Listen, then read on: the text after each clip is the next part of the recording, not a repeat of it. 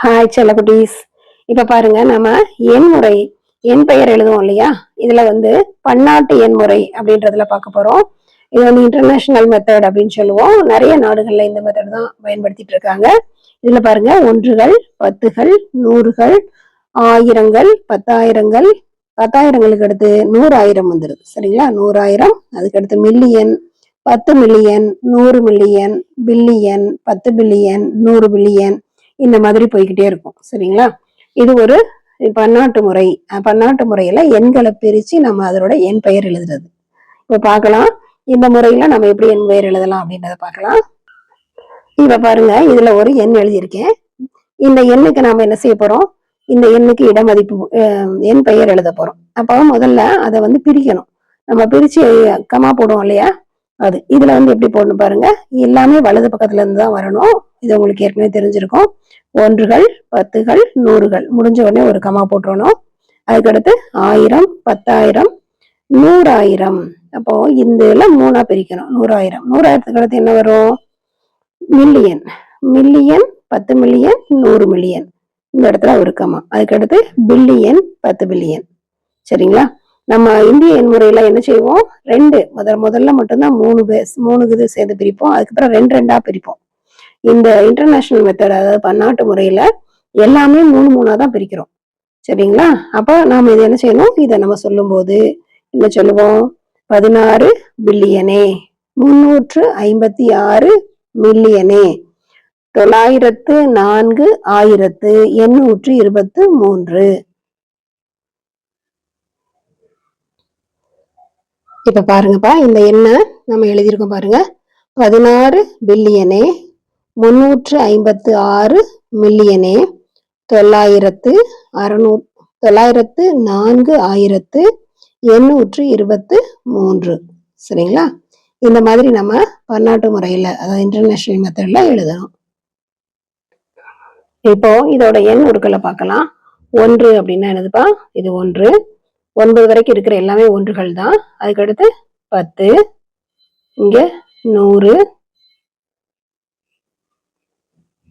1000,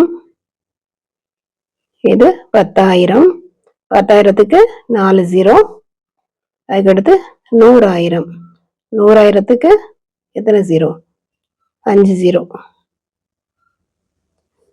சரியா?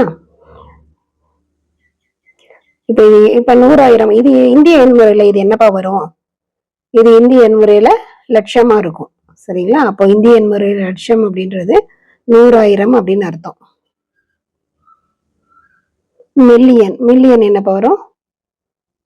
1 2 4 5 6. இது மில்லியன்.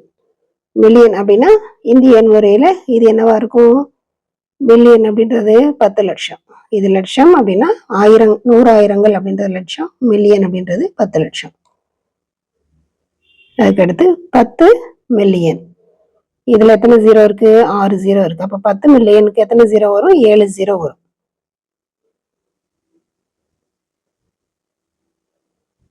இதுல நம்ம 3 பிரிச்சிருக்கோம். இது 10 மில்லியன், அதுக்கடுத்து 100 மில்லியன்.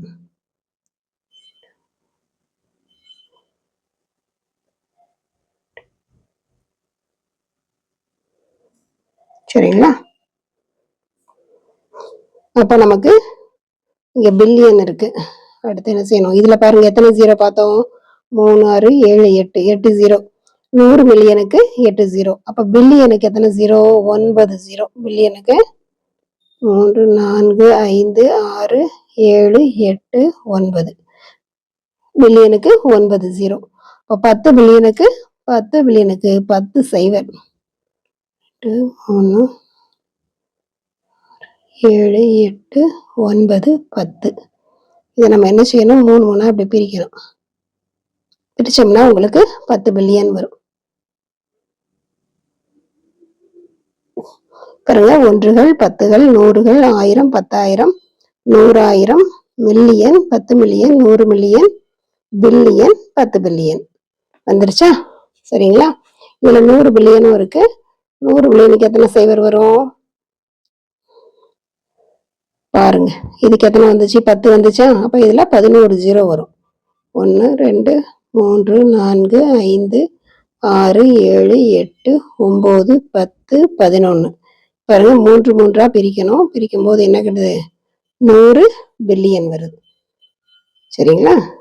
இதை நீங்க தெரிஞ்சுக்கோங்க. அப்ப உங்களுக்கு எண் முறையில எண் பெயர் எழுதுறதுக்கும் சரி, அடுத்து எண்களை விரிவாக்க முறையில் எழுதுறது, இந்த மாதிரி எல்லாத்துக்குமே இது வந்து உங்களுக்கு பயனுள்ளதா இருக்கும். இது வந்து பேசிக், அதனால இதை நல்லபடியா தெரிஞ்சுக்கோங்க. Thank you children, have a nice day.